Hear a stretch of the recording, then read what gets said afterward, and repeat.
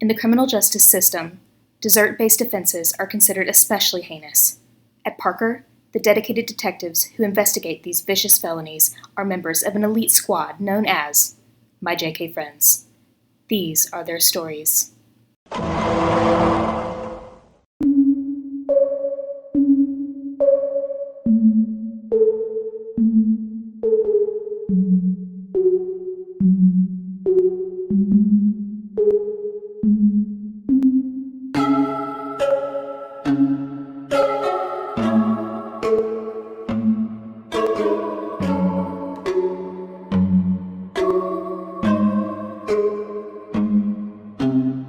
I know what you're all thinking. Miss Cox, you're blonde? Again? Are you guys surprised? Because you shouldn't be. Well, enough of that. This is the final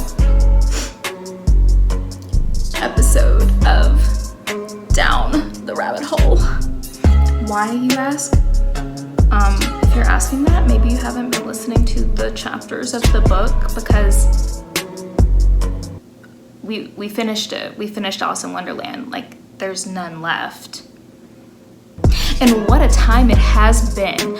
Now, JK Friends, these last couple of chapters that we read, they're definitely appealing to me. Because if there's one thing that I am very into and very invested in, entertainment-wise, it's a good mystery, a good crime. JK Friends, I hope you're in the mood to play detective with me, because, oh boy, we need to discuss some things today. As a crime-solving, mystery figuring-outing team today.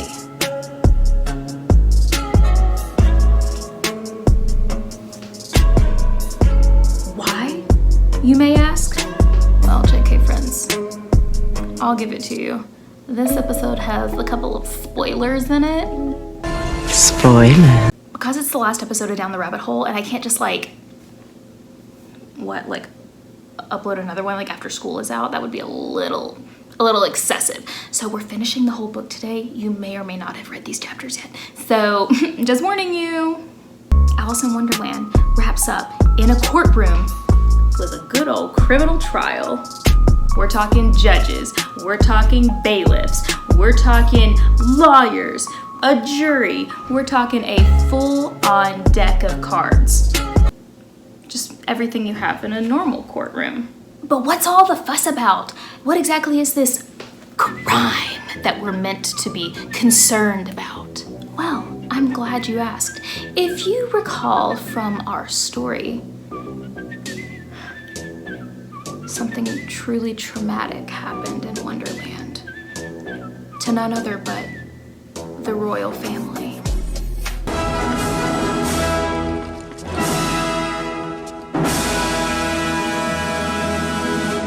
No rush. And no one stole the crown jewels, although what an iconic moment. They stole something even more precious. JK Friends, someone stole the king and queen's tarts. I would be up in arms if someone dared take my tarts. So I completely get the drama of this episode. Now, first of all, JK Friends, you may be thinking, what's the big deal about a tart? Why are they so good? Well, first of all, if there's one thing I've learned from Criminal Minds, it's always start with victimology, man. So I think we may need to get into the mind of the victim and really figure out why these tarts are so important to the king and queen. And what better way to really empathize with them and understand how precious these tarts were than to just make some tarts for ourselves. Now, JK Friends, me and my Harry Potter soul. Oh wait, I'm serious, look. And this is my favorite character, Draco Malfoy. Training for the ballet, Potter! Fun fact, guys, Draco and I have the same birthday, June 5th. Ain't that right? Well, enough of that. I'm also officially part of Slytherin House. Shout out to Pottermore for sorting me. Wow, JK friends, we went down the rabbit hole and then on a rabbit trail. Anyways, me and my Harry Potter soul really desperately wanted to make a certain kind of tart that was actually mentioned in the story. Treacle. Although I have consumed an unnaturally excessive amount of British media, treacle is one of those things that I never quite latched onto. So I looked it up because research is your friend. Due to my location and the current state of limited available businesses, I was actually unable to locate the golden syrup that I would have needed to teach you how to make treacle tarts. But then I thought, you know what? Let's just contextualize this, shall we? But you know what? Contrary to what my surroundings might say, I am American. And Americans just don't care about treacle tarts, guys. There's only one kind of tart that rules the American heart. And that's the Pop-Tart. JK friends, today we're making Pop-Tarts. It's gonna be wild.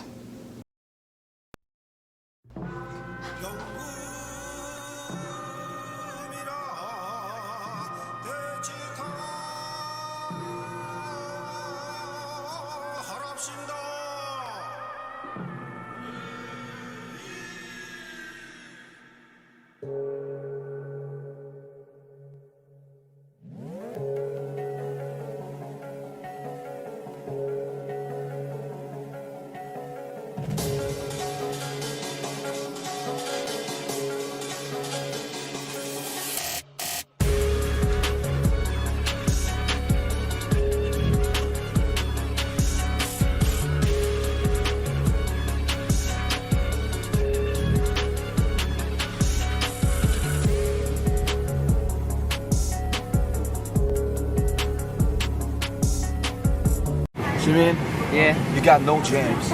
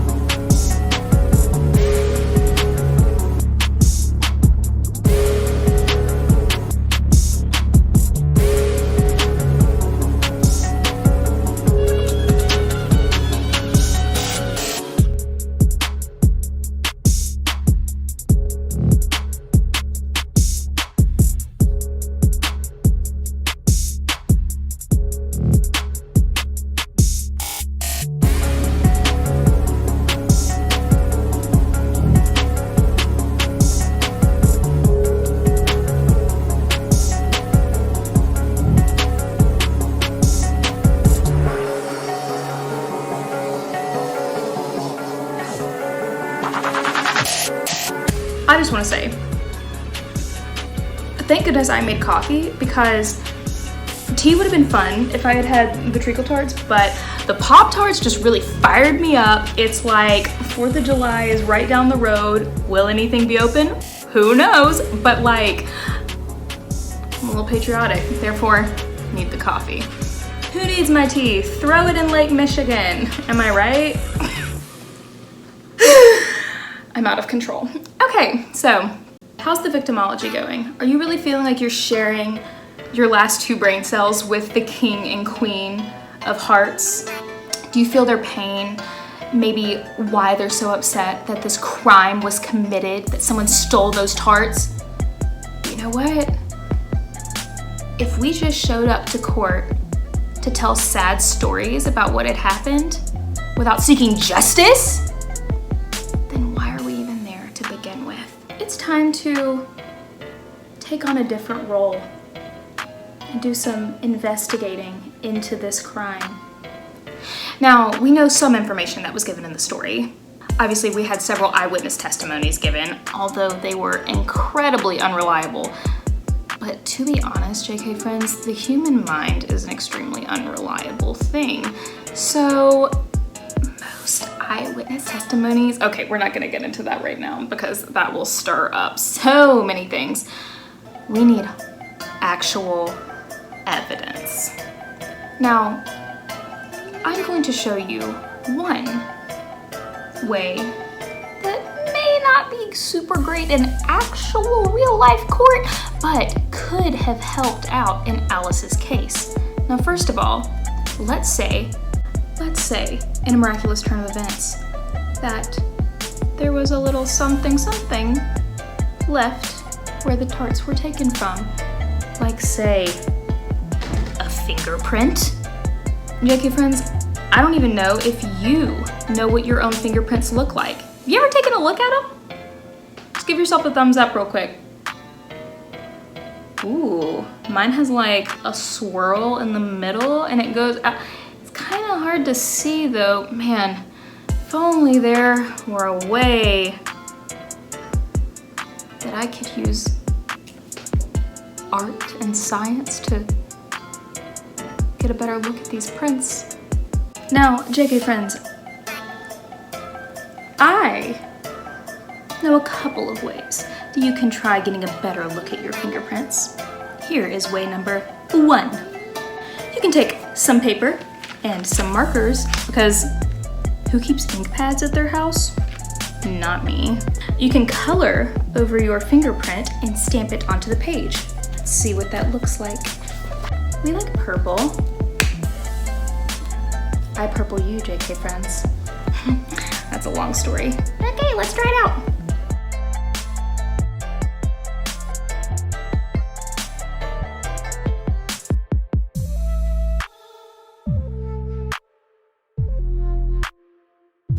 JK friends, there's my thumbprints. Whew. Now, with it, ooh, interesting. I definitely can see that mine is like, mine's just like one big swirl. That's what she's got going on. But I wonder if there's a way to get just like a kind of a zoomed in effect. Wouldn't it be great if like the air around you was just like an iPhone screen and you could just find anything and just Apple, get on that. But I found something on the Pinterest that I really wanted to try. It has to do with fingerprinting. And we're just gonna see how it goes. So, I made a special Memorial Day trip to the Walmart and got some balloons. For this, because it's going to be on a balloon, I have to use something that I know will stick to the balloon. I'm gonna use permanent marker. Obviously, I know that there are lots of families that are not okay with permanent marker going on, you guys. But in this instance, I am my own responsible adult. And you know what? We're gonna color my thumb in Sharpie.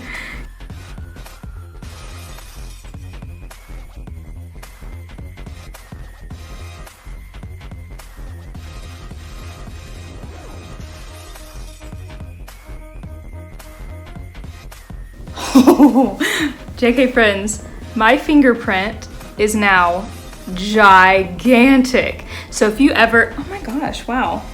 I was kind of right. Okay. This is so cool. I've never done this before. I just got Sharpie like all over my, and I wore black and white, so, you know. Wow. Okay, so this is super cool. It's just like I saw on the kind of smudgier print. I have a big swirl, and there's actually special names for these different patterns. My fingerprint kind of goes like this, and then it has lines that go up like that on my thumb. And then it looks like on this side, the lines kind of go like that. Wow, this is so interesting. And then it looks like on this side, they kind of go out like that. Looks like a peacock feather upside down. That's amazing. Oh my gosh, I wonder if I can get like a really good, oh yeah, look at it. Check that out. You can see all the lines close up. That is so cool, guys. So if you're wanting to investigate what your thumbprint looks like, feel free to, with an adult's permission, permanent ink your finger onto a balloon. Maybe you're not as concerned with your own fingerprints, but you are extremely interested in finding other people's fingerprints. Ah, yes. Is anyone in investigation mode? I'm gonna show you a way that you can use things around your house to go on a fingerprint hunt.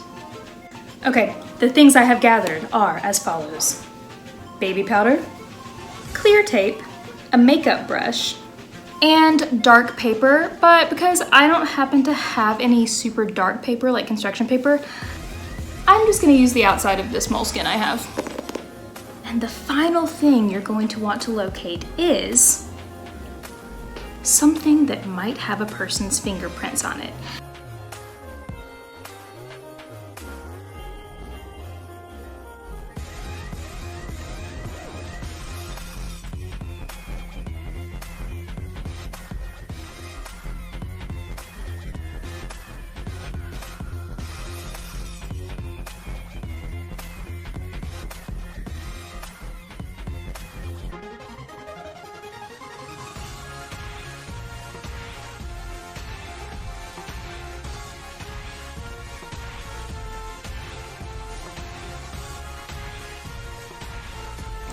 Now, JK friends, honestly, our work here is done.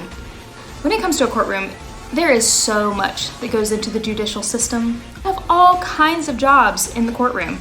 And JK friends, there are so many of them that we don't have time to talk about them in this one trip down the rabbit hole. But I hope that you ask your families what kind of jobs are being done in the courtroom, because we heard a lot of things being said during Alice's trial moment that may have been confusing. Now, if you need kind of a snapshot of some of the important jobs in a courtroom, I could definitely tell you some of the jobs that your teachers would be doing if JK Howe was a courtroom. Now, first of all, I think if I had to assign some specific roles, they would be as follows. Obviously, Mr. Howe. He likes weighing out situations and seeing things from multiple angles. I would say that he would probably have to be the judge in our classroom. Me, while I am incredibly gifted at spinning words, it would be too stressful for me to be defending anyone. I think something more my speed would be the courtroom sketch artist. Very interested in that particular line of work. And finally, Miss McGivern. Honestly, there is a courtroom job that fits her so well. I cannot picture her in any other role except for that of the dancing lobsters from the court scenes in the Amanda Show. And you know what? Shout out to the lobster quadrille that I had no other way to fit into this video. No chapter left behind. Thanks for joining me, JK friends. See you later.